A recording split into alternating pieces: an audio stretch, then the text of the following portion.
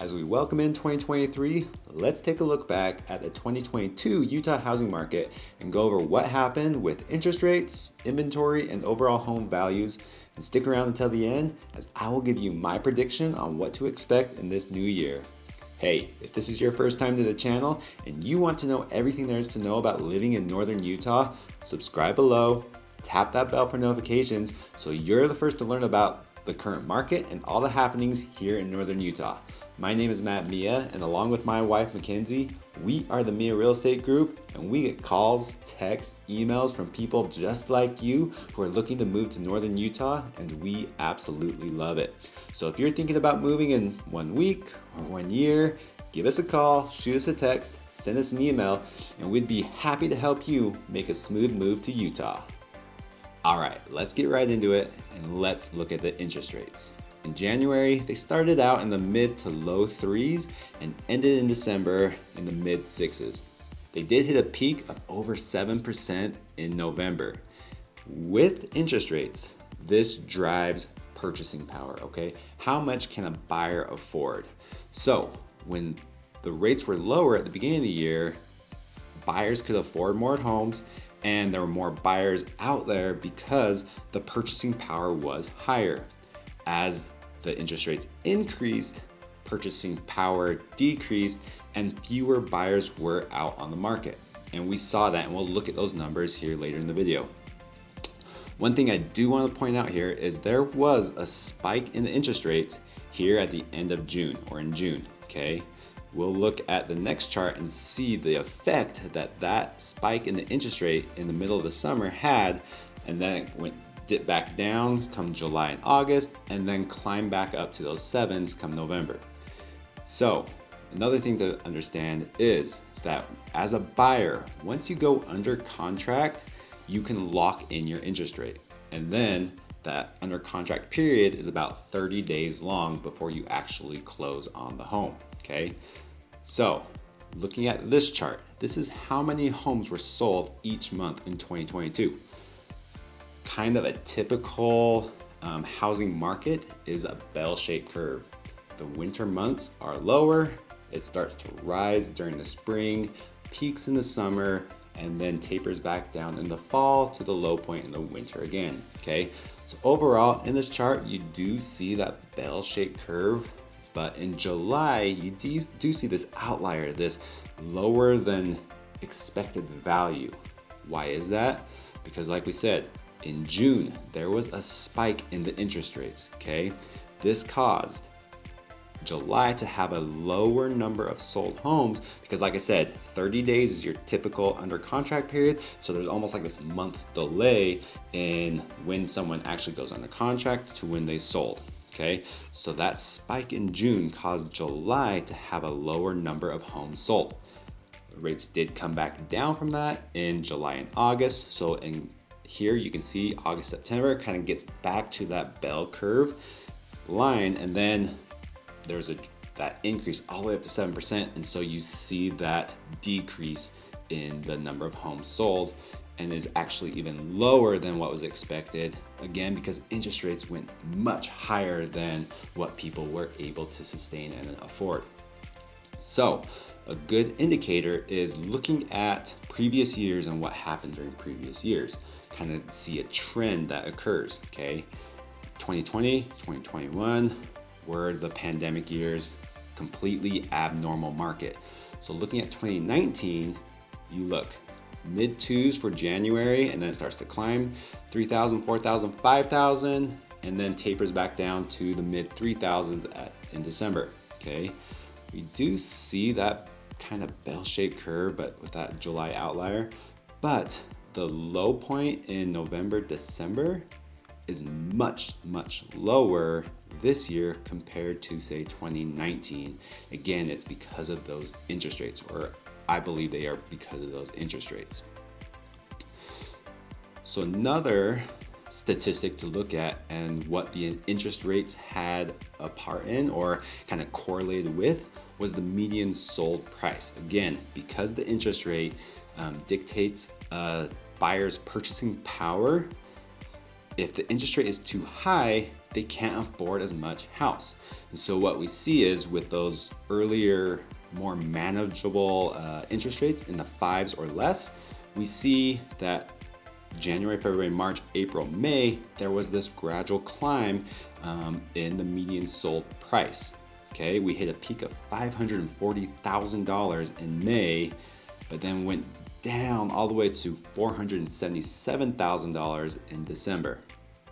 Now this median sold price is taking into account all housing types. So single family homes, townhomes, condos, it's taking all those into play, and that's the median sold price. So the number you probably see most often reported is actually the median sold price for single family homes. It does, again, follow that bell-shaped curve where it did spike in May and then hit a low in December with an $80,000 gap, which is huge. So May hit a high of nearly $600,000, and then December hit a low of right around $520,000. So that is a huge gap. And again, I believe it's because of those interest rates and what people could actually afford, and then the actual overall demand on the market. Okay, and we'll go over a little bit more as to why there was that decrease in median later in a few more graphs here. So, as you see, purchasing power decrease, interest rates increasing, right? You're gonna see more homes hit the market because there's fewer buyers that can actually afford homes, and people who actually want to buy homes and pay those higher interest rates on the market buying the homes. So we can see here, early January, February, March, April, even May, there is active listings are super low, okay? As those interest rates increase, fewer buyers on the market, the number of active listings dramatically increases, even back to those pre-pandemic numbers. So here in Utah, our inventory has actually hit kind of our normal numbers, whereas there are many parts in the country where they are still low in inventory, and so it's still more considered a seller's market because the inventory is still substantially lower than what is typical. But that's not the case here in Utah. We did hit those more standard normal numbers, say in July and August, where we're at 8,000 to 9,000 active listings. So again, if you look here, 2019, 8,000, 9,000, right? High 7,000s, that's a normal kind of market for active listings. Hit 2020, 2021, you're seeing the 3s, the 4s, the 2s, hit a low of 19,000 in February of this year, but we also hit a maximum of 10,000 in October of this year. But our active listings have now normalized, and we're right where we should be for a healthy market, okay? So with the higher interest rates, the decrease in the purchasing power, we saw homes selling for less than what they were listed for come the end of the year, when it was more of a buyer's market rather than the seller's market. When it was a seller's market, when inventory was super low, the interest rates were low, there was a ton of buyers out there, people were doing things to win the house, right? They would offer over what the house was actually listed for. So say if it was listed at 500, they're offering say 550 or something above the list so that they could win and get the house. They were also waiving contingencies. They were waiving inspections, waiving appraisals, paying all cash, asking for no repairs, all of these things just so they could get the house. So there was a peak of people paying 104% of the original list price in March and April. As that interest rate started to climb, purchasing power decreased, we see this decrease in the percentage of what the house was bought for compared to what it was originally listed for. So it hit the low point of 92% in November. So they bought the house for 92% of what it was originally listed for. Now, part of that is because people were still used to those inflated prices of their home value, of what they thought their home was worth, because they saw their neighbor down the street sell their house for say 600,000. They're like, oh, my house is better than that. they sold 5 months ago, I think I can get 620.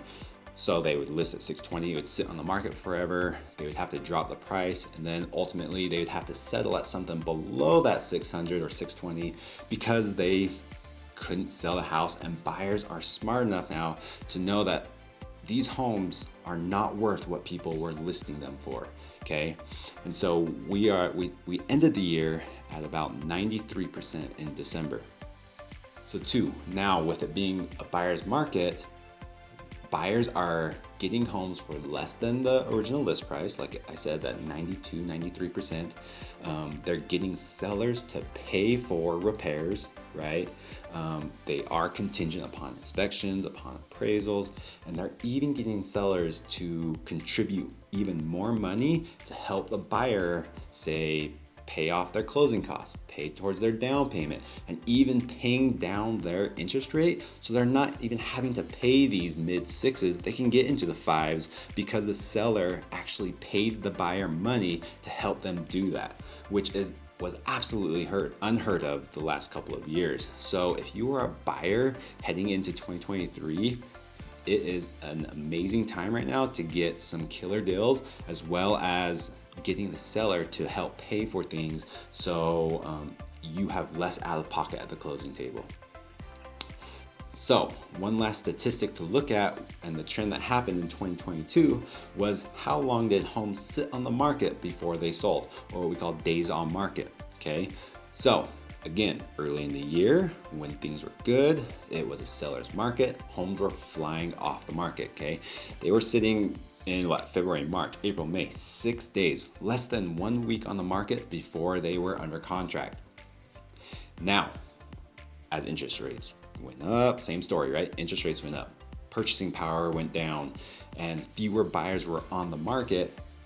Homes sat longer on the market, all the way up to, in December, 46 days they were on the market before, on average, before they went under contract. Now there's homes I see 100, 200, 300 days on market, and that's all based on, right? If you are going to list, if you're a seller in this market today, you have to price your home appropriately. The condition of the home has to be up to standard, and it has to be in a decent location that people want to move to, or else people aren't going to just kind of settle for a house that they don't really want to be in, because now buyers have that option. There are 8,000 homes on the market that they can choose from, and so they have options, right? And they don't have to settle for a house that's way overpriced, or has a roof caving in, or is out 50 miles from where they work, or want their kids to go to school. And so homes are sitting longer, but even that 46 days, that is more normal than, say, the 6 days that we were seeing earlier in the year. So we have returned to more of a normal market, but because of the interest rates, just the overall volume that is being sold is a lot lower. And so that is one thing that is, not really hurting the market, but just there's not many transactions going on. So that was a kind of a recap of what happened during 2022. For 2023, this is what I see happening. I see interest rates kind of stabilizing this first part of the year, then beginning to drop just a little bit, maybe into the mid fives, and kind of stabilizing in the mid fives come the second half of the year and into the end of the year. With the lower interest rates, we're going to see more buyers come onto the market, right? Like I've been saying all video long, as interest rates decrease, purchasing power increases, which then brings more buyers onto the market, which then increases demand. And then what this is going to do is, you saw that dramatic decrease in the median sold price. It's going to start leveling everything off. Median sold price is going to level off. Days on market's going to level off. As well as kind of the overall number of homes sold is going to increase and start to level off and to become of a more normal market. It is going to take some time, and it all also depends on inflation. Where do those inflation numbers come back at? But I see them kind of holding steady, coming down some to allow those interest rates to decrease and help our housing market. So let me know what you think. What are your predictions? Leave a comment below. And until next time, you guys, we'll see you next time.